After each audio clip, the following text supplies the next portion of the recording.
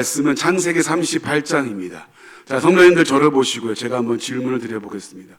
혹시 38장을 읽어보신 적 있으신가요? 목사님, 그럼요. 무슨 말씀을? 혹시 그러면 이 말씀을 읽었을 때 은혜가 되시던가요? 답이 없으시군요. 네. 저희 청년들에게도 물어봐도 아무런 답이 없습니다. 여러분, 창세기 38장을 읽으면서 이런 마음 안 드시던가요? 왜 이걸 성경에 기록했을까? 왜 이 내용을 말씀에 기록해 놓았을까? 참고로 38장의 내용은 이렇습니다.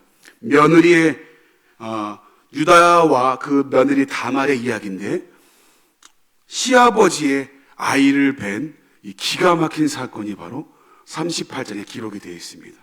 소위 아침 드라마에나 나올 법한 막장 드라마의 이야기 같은 이 이야기가 왜 성경에 기록되어 있을까?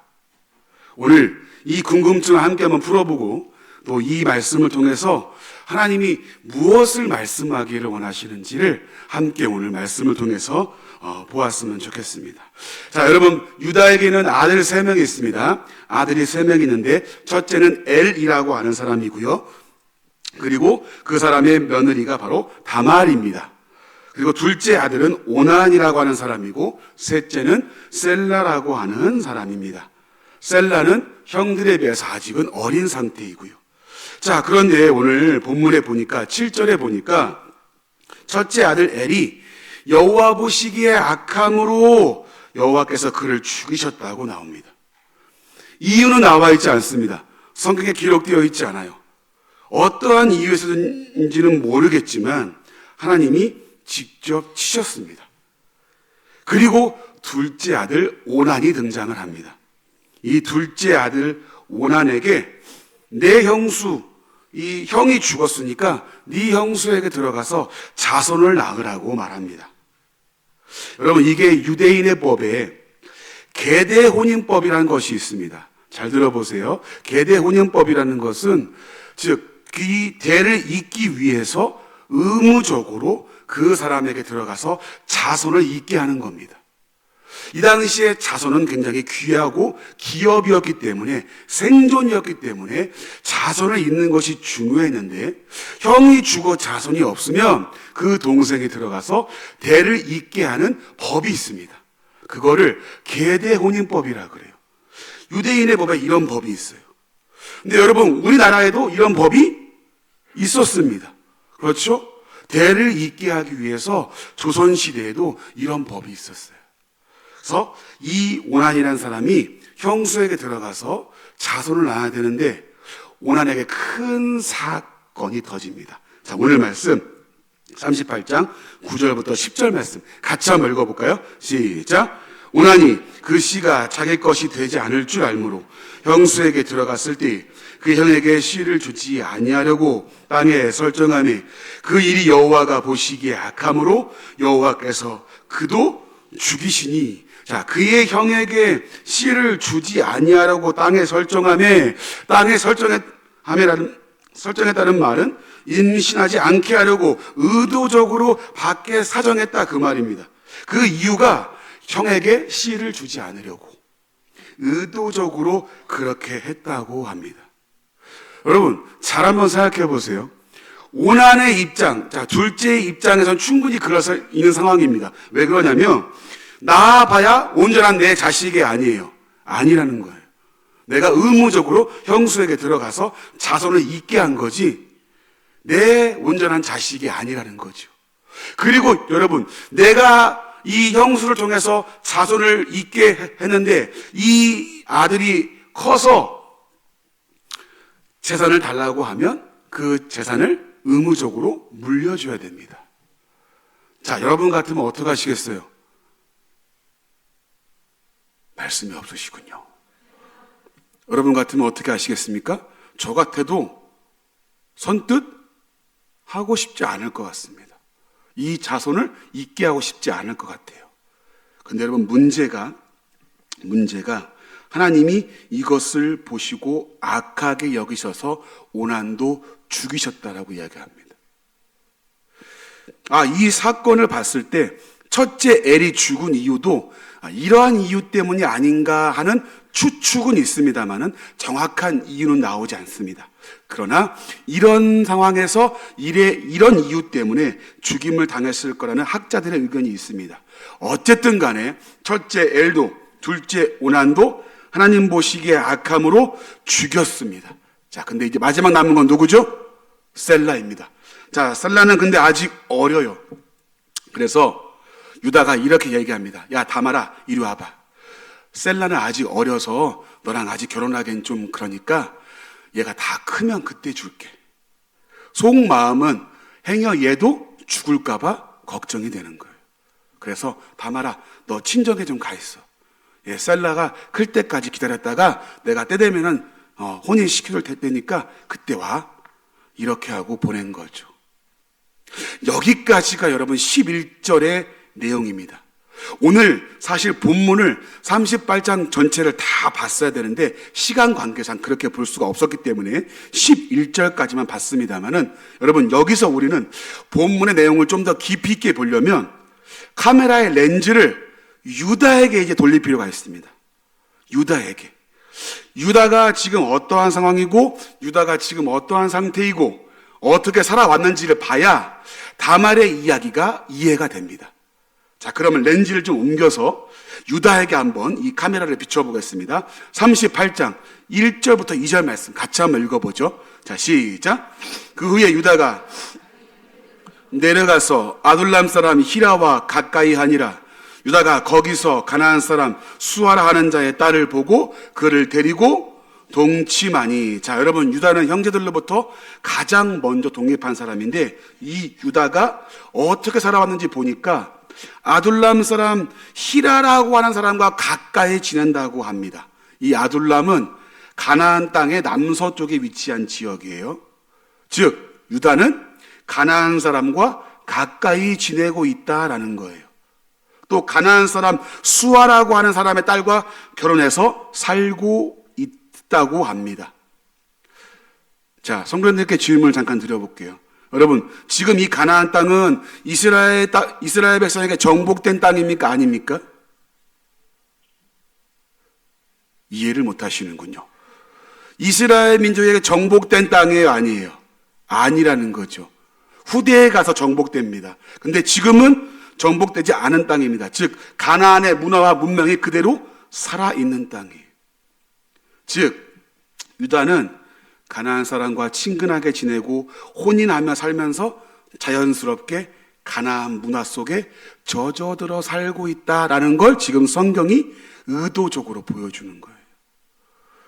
유다라고 하는 사람이 어떻게 살아왔냐? 지금 가나안 땅에서 가나안 사람과 혼인하고 가까이 지내면서 가나안의 문화 속에 살고 있다는 걸 의도적으로 보여주고 있다는 거예요. 근데 여러분 이 유다에게 사건이 발생합니다. 자, 38장 12절과 13절 같이 한번 읽어볼게요. 시작. 얼마 후에 유다의 아내 죽은지라. 유다가 위로를 받은 후에 그의 친구 아들람 사람 히라와 함께 딥나로 올라가서 자기 양털 깎는 자에게 이르렀더니 어떤 사람이 다말에게 말하되 내 시아버지가 자기 양털을 깎으려고 딥나에 올라왔다 한지라. 아멘. 유다의 여러분 아내가 죽었습니다.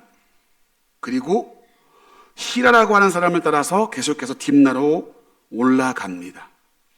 여러분 잘 보시면 말씀을 잘 보시면 유다가 지금 계속해서 누구의 지금 곁에 붙어 있죠? 히라라고 하는 사람의 그렇죠? 그 세력 내에서 벗어나지를 못하고 있다는 겁니다. 즉 가나안의 신앙과 문화에서 벗어나지 못하고 있다를 지금 말해주고 있는 거예요. 그리고 양털을 깎으려고 딥나로 올라갔다고 합니다. 여러분 이 당시에 가나안 땅에는 양털을 깎는 시기가 되면 마을에 축제가 열립니다. 축제가 열리는데 마을에 있는 신전의 사람들이 모여가지고 제사를 드려요. 근데 여러분 이 제사가 우리가 아는 제사가 아닙니다. 이 신전이 어떤 신전이냐면 바알과 아세라 신전입니다. 바알이라고 하는 신과 아세라라고 하는 신을 섬기는 신전인데 이 신전에는 신전창기라고 하는 사람들이 있습니다. 여사제들인데 신전창기라고 불러요. 왜 그러냐면 이곳에 모인 사람들과 몸을 섞는 음란의 파티가 그 현장 가운데 벌어집니다. 왜 이런 일이 벌어지냐면 이 당시에 이 땅을 지배하고 있는 그 신에 대한 사상은 바알과 아세라 사상인데, 바알이 비를 주고 아세라가 우리를 풍족하게 해주어서 잘 살게 한다라고 믿었던 때입니다. 그래서 하늘을 바알, 땅을 아세라, 하늘의 빌은 남성의 정자, 이 땅은 여성의 자궁, 이런 식으로 해석을 한 거예요. 그래서 바알과 아세라 신을 흥분시켜야, 성적으로 흥분시켜야 우리에게 복을 준다고 믿은 거죠. 그래서 그 자리에 모인 사람들이 이 신전 창기들과 몸을 섞으면서 온통 음란의 파티가 벌어지는 거예요. 그렇게 해야 신이 감동한다고 믿었던 제사였습니다. 이 당시 가나안 땅의 문화가 그러했습니다. 그래서 그 땅에 이런 제사가 벌어지고 있었던 거죠. 근데 여러분, 문제는 이런 문화에 유다도 거리낌 없이 젖어들어 살고 있었다라는 거예요. 자, 하나님의 백성이라는 정체성을 잃어버린 채, 하나님의 말씀을 잊어버린 채 히라의 그 세력 내에서 가나안의 우상 속에서 살고 있는 사람이 지금 유다라고 성경이 지금 보여주고 있는 겁니다. 자, 이제 다시요 카메라의 렌즈를 다말에게 옮겨봅시다. 이 소식을 듣고 다말이 이제 어떻게 하는가 한번 우리 보겠습니다. 창세기 38장 14절부터 15절 말씀을 같이 한번 읽어봅시다. 시작. 그가 그 과부의 의복을 벗고 너울로 얼굴을 가리고 몸을 휩싸고 딥나 길곁 에남이 앉으니, 이는 셀라가 장성함을 보았어도 자기를 그의 아내로 주지 않음으로 말미암음이라. 그가 얼굴을 가리었으므로 유다가 그를 보고 창녀로 여겨. 여러분, 세월이 흘렀지만 유다가 셀라를 다말에게 장가 보내지 않습니다. 그리고 유다가 딥나로 올라갔다는 소식을 다말이 들었습니다. 그리고 이곳에서 창녀인 척 변장을 하고 유다를 기다립니다. 유다는 며느리인 줄을 전혀 모르는 거죠. 근데 단순히 몸을 파는 여인인 줄 알고 그에게 들어가서 관계를 맺습니다. 그리고 그에게 염소 새끼를 주려고 약속을 합니다. 여러분, 이 당시에 신전 창기들, 또 몸을 파는 여인들에게 최소한의 대가로 주었던 게 염소 새끼였어요. 근데 그 염소 새끼가 없으니까 다음에 주겠다고 하면서 담보물을 맡기는데 끈달린 도장과 지팡이를 이 다말에게 건네줍니다. 여러분, 당시에 이 도장은 굉장히 중요한 물건이에요. 신분증 같은 겁니다. 그래서 손가락에 이렇게 끼우거나 아니면 끈에 이렇게 매달아 가지고 달고 다닙니다. 근데 이 끈과 도장을 주고 지팡이를 주었습니다. 지팡이도 마찬가지입니다. 신분과 권위를 상징합니다. 이것을 주고 맡기고 나중에 이것을 찾으러 오려고 담보물로 맡긴 거죠. 근데 여러분, 유다가 황당한 얘기를 들어요. 자기 이 함께 있는 히라에게, 야, 내가 좀 가기 뭐하니까 네가 이 창기에게 가서 내 거 도장이랑 좀 이 지팡이를 찾아오고 이 염소 주고 와라 했는데, 갔다 온 히라가 뭐라고 얘기하냐면, 야, 그곳엔 창녀가 없다고 한다더라. 너 누구를 만난 거야? 이렇게 소식을 듣고 유다는 이 일을 조용히 덮습니다. 부끄러운 일이기 때문이죠. 조용히 넘어가나 싶었는데 이 집안에 아주 막장 같은 일이 벌어집니다. 바로 며느리 다말이 임신했다는 소식이 들려온 거예요. 이 소식을 누가 들었을까요? 유다가 듣습니다. 과부가 임신을 했다. 남편이 없는 여인이 어디 가서 임신을 해봤다. 지금도 여러분 참 이게 법적으로 참 문제가 됩니다만은, 이 당시에는 집안의 수치일 뿐만이 아니라 유대인법의 극형으로 처합니다. 자, 다말이 어떻게 되었을까요? 자, 우리 창세기 38장 24절부터 26절까지 한번 천천히 한번 읽어보겠습니다. 자, 시작. 석 달쯤 후에 어떤 사람이 유다에게 일러 말하되 내 며느리 행음하였고 그 행음함으로 말미암아 임신하였느니라. 유다가 이르되 그를 끌어내어 불사르라. 여인이 끌려나갈 때 사람을 보내어 시아버지에게 이르되 이 물건 임자로 말미암아 임신하였나이다. 청하건대 보소서. 이 도장과 그 끈과 지팡이가 누구의 것이니까 한지라. 유다가 그것들을 알아보고 이르되 그는 나보다 옳도다. 내가 그를 내 아들 셀라에게 주지 아니하였음이로다 하고 다시는 그를 가까이 하지 아니하였더라. 아멘. 여러분, 유다가 다말이 임신한 것을 보고서 불태워 죽이라고 합니다. 그 당시에 화형은 가장 극한 처형입니다. 인간을 가장 잔인하게 죽이는 처형 중에 가장 1위가 화형입니다. 그 정도로 분노한 상태에서 며느리 다말의 죄를 묻습니다. 근데 다말이 이렇게 이야기를 합니다. 이 끈과 도장과 지팡이의 주인 때문에 임신했습니다.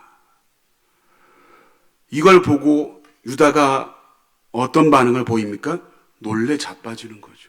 이게 누구 것이니까요? 자기의 것이었거든요.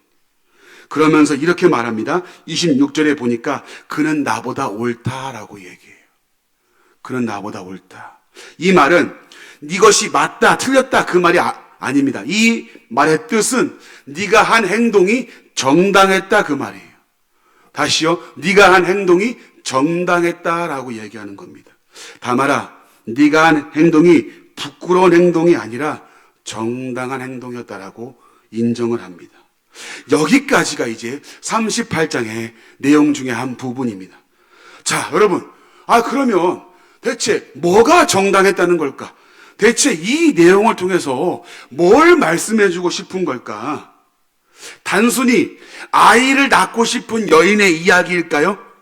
아이 낳고 싶어 안달난 여인의 이야기일까요? 나 애기 낳고 싶어! 막 그런 어떤 여인의 이야기일까요? 아니면 여러분, 야, 저 며느리 참 독하네. 저거 봐.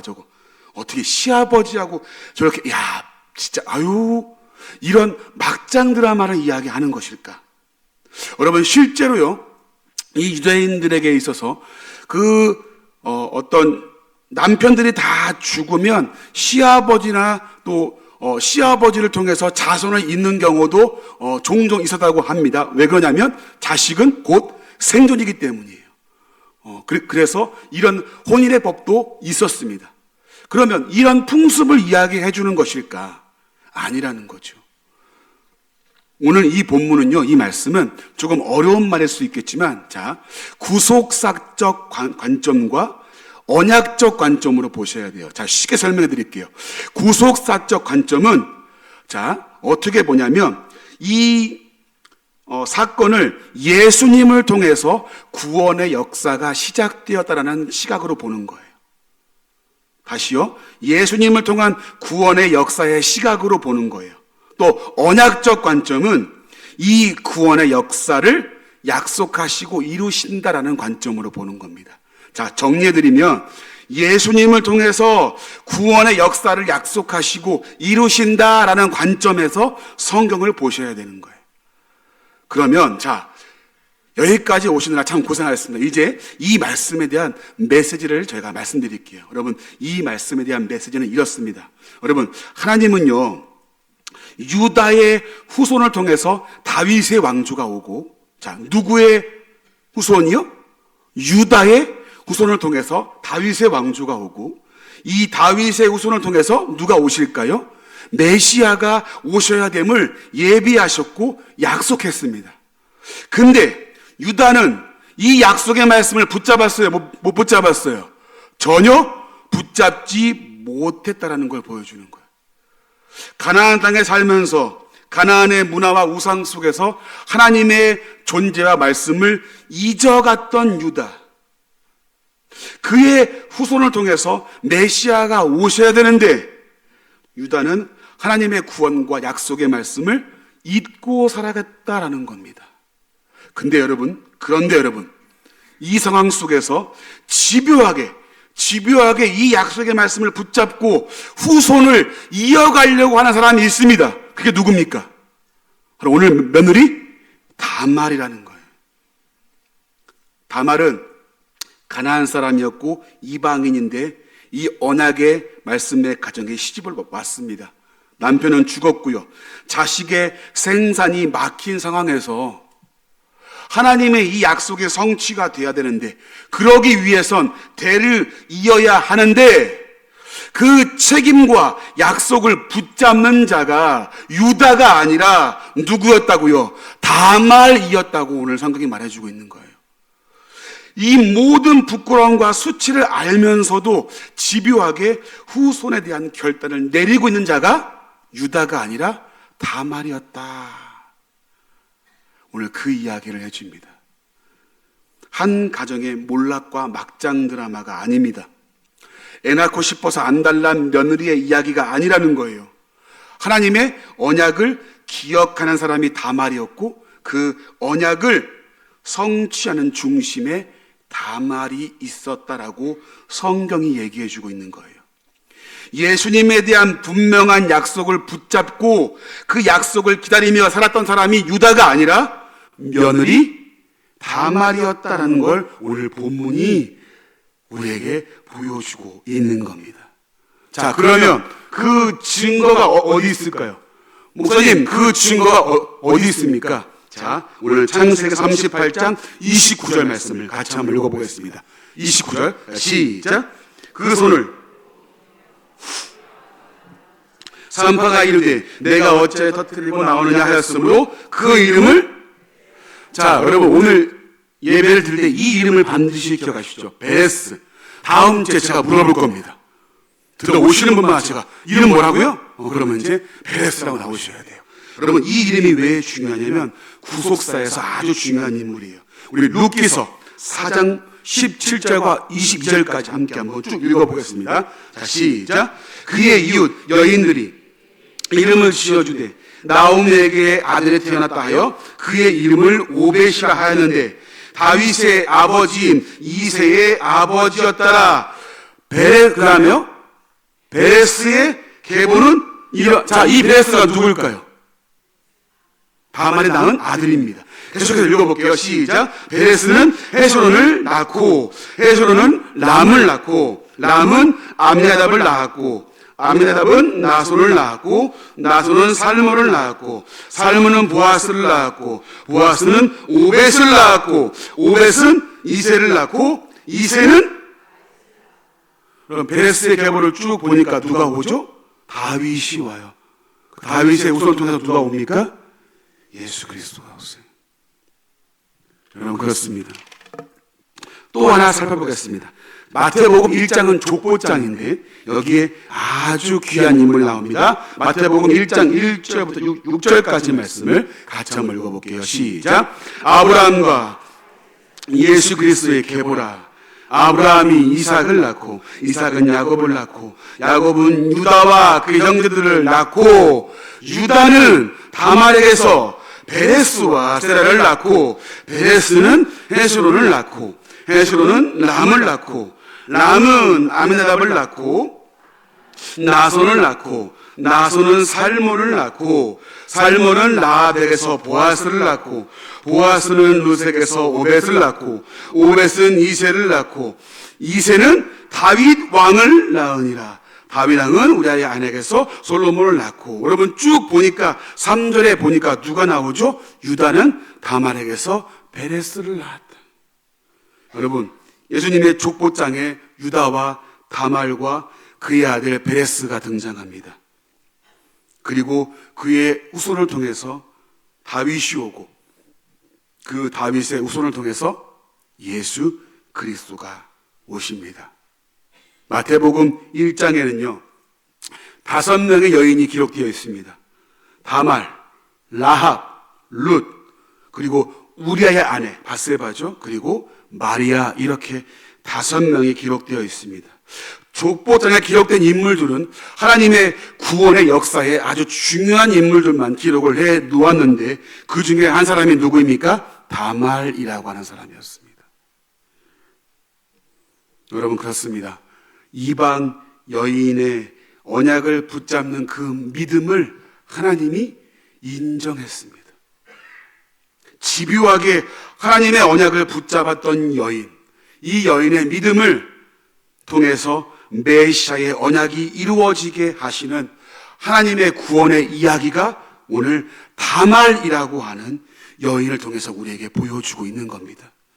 그래서 오늘 제목을 제가 막장이 아니라 언약이라고 이야기를 했습니다. 이것은 막장 드라마가 아닙니다. 언약에 대한 이야기라고 이야기를 하고 싶어서 이렇게 정했습니다. 예수님의 오심을 소망하고 언약을 집요하게 붙들었던, 그리고 그것이 이루어질 것을 믿고 살아가는 우리 그리스도인들의 믿음을 다말이라고 하는 사람을 통해서 우리에게 오늘 보여주고 있는 것이에요. 이 약속은 반드시 이루어진다 라고 하는 믿음을 가지고 수치와 비난을 무릅쓰고 약속의 말씀에 전생애를 걸었던 사람이 오늘 다말이었고 그의 믿음이었다라고 성경이 증거하고 있습니다.